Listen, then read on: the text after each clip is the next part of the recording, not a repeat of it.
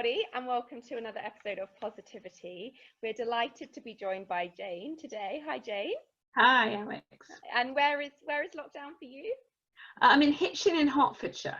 Ah, yes, Rachel did say. So you're near to Rachel, who has decided that you're one of the most positive people in her life. Do you accept that title? I don't mind that title. I don't mind that title. I've learned positivity over the years. When you kind of get knockbacks and bad things happen, you kind of learn to go, oh well, let's look at all the good things. So yeah, learning in the face of resilience, which I think a lot of people have had to do and adapt to in the last few months. Yeah, absolutely.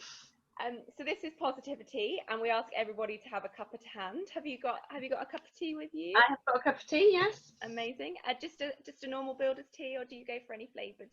It is Earl Grey, but with milk, which I know some people would disagree with, but interesting, because I always have Earl Grey with milk, and I always get questioned on this, so I finally found someone else. Amazing. Oh, great. So what is it that you do for your work when you're over in Hitchin, and how has it been affected in the last few months? So I work for Ocado as a IT project manager, which means that everything's been really crazy. In fact, for about just before it all really kicked off, my work tailed off a little bit, because as a project manager, it was like everything put on hold. We just need to calm everything down. But then literally a week into lockdown, I was promoted into a different role, which means that I took on extra responsibilities, had to get to know and start managing new people all remotely. I mean, I did know them, but I hadn't line managed them before. And we were under a lot of pressure with kind of daily meetings with senior management to say how we were, improving things and dealing with the crazy demand for our services during that time. Yeah, no, I can imagine.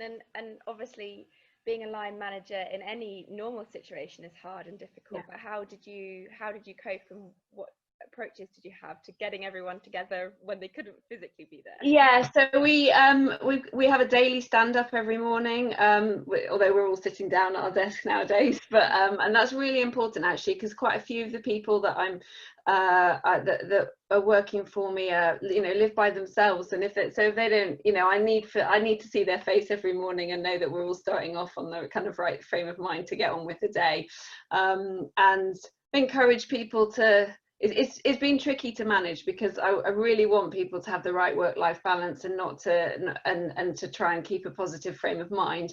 But meanwhile, we actually had a lot of work to be getting on with. So I've been trying to help everybody kind of balance that. Yeah. Which in some cases people have relished, but actually when having that more time with families and so on. But actually, when there's a job alongside it, and a stressful job, that can only, everybody has to work together to ensure that happens. So, well, amazing work that you've been able to do it. And I think the residents of the whole of the UK are extremely happy to have an organisation. Well, only those that can get slots. People who can't get a shopping slot, less happy, but people with slots, quite happy. Yeah, no, I can imagine. And have you seen sort of customers? Have you seen them coming together and sort of the community spirit throughout? Probably we're leaving the worst of lockdown now, but in the mammoth stage, did you see the best of customers or the worst? Or literally it was like a 50-50 split, or anybody who was getting the slot. We were getting such positive messages, and I follow everything on all of the social platforms, and we were getting hugely real praise. But then there were also some frustrated people, so but I understand that as well. So. No, exactly. Oh, well, yeah, it must be. It's a very different world to what I live in. So yes, we're very grateful to you all. So that's your work life and what you do. What about sort of your personal life throughout lockdown? How has that been affected? Yeah, well, so quite dramatically in a few different ways. So my husband normally weekly commutes over to Denmark, so I'm used to just seeing him at the weekends, and actually Denmark quite quickly locked down, and so he flew back and didn't go back to Denmark. So actually for the last 3 months he's been at home constantly, which has been lovely, and a real change. But that, to be honest, I struggled like everybody for the first couple of weeks of lockdown, in that because of that we lost a chunk of money, because it means he's tax resident here. We were also due to go on holiday to Thailand for 3 weeks at the beginning of lockdown, so that was kind of knocked on the head. So we did all kind of the whole, and I've got 2 children who are 11 and 12, and we all struggled a little bit, and you know, I wasn't positive for possibly the first couple of weeks, but then we kind of decided we needed to pull ourselves, well, yeah, we just have a different frame of mind and look at all the positives, and one of those being my husband's was around and wasn't that fab, and also we normally live really, really busy lives. We're kind of, you know, taking kids to swim clubs or this or that, and rushing off to work. And the kids are always saying, oh, well, can't we do, you know, can we cook this, or can we do this? And I always find myself saying I haven't got time. And so we suggested that everybody thought of all those things that we never had time to do, and we'd try and work our way through them. So that was a lot of craft with my daughter. We've all got a lot of tie-dye t-shirts. Amazing, that's so good. Have you any that you're willing to show on screen, or I'd have to go and get them, so I'll say no. We will believe you that they are all fantastic. Well, my daughter's wearing them all, the rest of the family may be less convinced. Yeah, no. And how have they adapted? How have your children adapted to it as well? Well, again, the first couple of weeks, they didn't really think that just chatting to each other was enough, and they weren't really impressed with that. But actually, it's been really good for them, in that they've learned that, you know, this is the only other person you can get on with. So you either learn to play together, or you have no one to play with. Yeah. So it's had a really positive effect on their relationship. It didn't to begin with; it was quite traumatic, but it's had a positive effect on their relationship, and I hope that will kind of, you know, remain for a long time. And also to have your husband there with you as well, to have all the family, you've got to relish this time, haven't you? Absolutely. No, yeah, that was really good. Yeah, we did lots of cooking and making pasta for the first time, and yeah, lots of fun things like that. I mean, there were also days where, you know, I turned to my husband and said, I'm just a bit bored of you. But that's human. I feel like people feel guilty for thinking things like that, but you know, you're allowed to have off days, you're allowed to have times where you just want to be on your own, which I think is often tough. And do you think some of these things you'll be taking out into the new normal? Will you be changing your approach when you go? Will you be making more tie-dye t-shirts?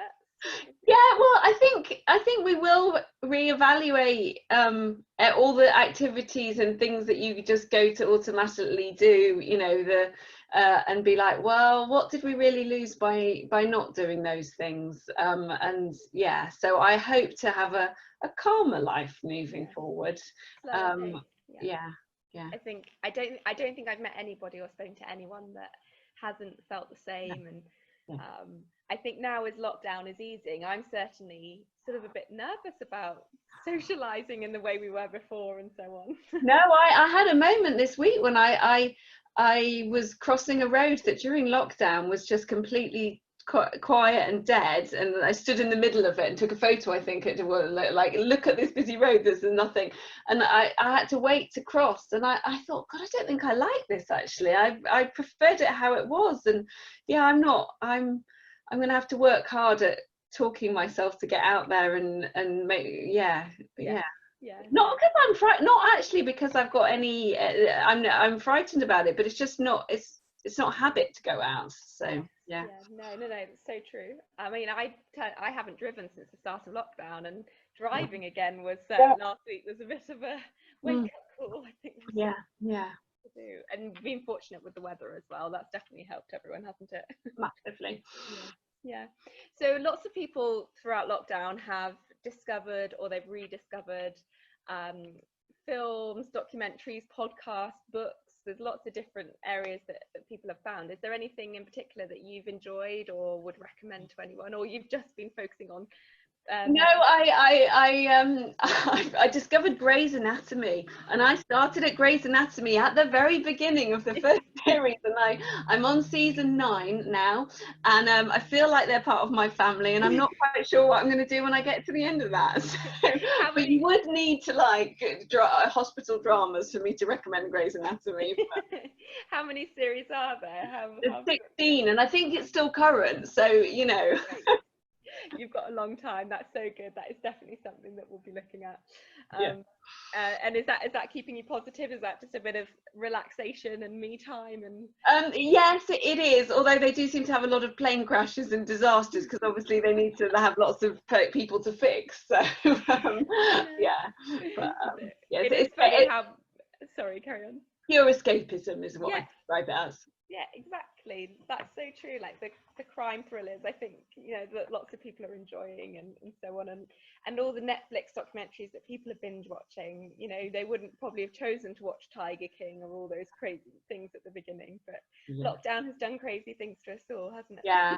What did the kids and I enjoyed watching a show on the iPlayer last week, which was about trying to win a property in Alaska, to move to Alaska. I don't know if you've seen that, or something, winning the wilderness. And that was really about changing your whole lifestyle and going and just living in the middle of nowhere in Alaska. And yeah, that was all quite tempting, although the kids decided they weren't ready for that. And I did say I think it was an older person's kind of dream to go live in the middle of nowhere and have nothing. So yes. So Alaska's on hold at the moment until, but I think a lot of people might think that they can see a more simpler life now moving forward.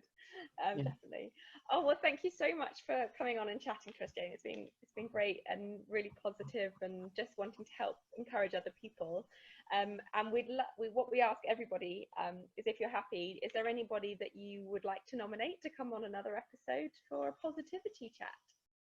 I would nominate Ishbel Adiman. Let's see. Brilliant. And what's the reason behind that? Is she a positive? She is a positive person, and yeah, she's works in a primary school, so she's had quite a different kind of look on it, in that she's been in school seeing little kids the whole time. So yeah. Yes. Oh, brilliant. Oh, well, thank you so much. I really appreciate you taking time out of your day, and we hope to see you soon. Thank you. No problem. All right, thanks.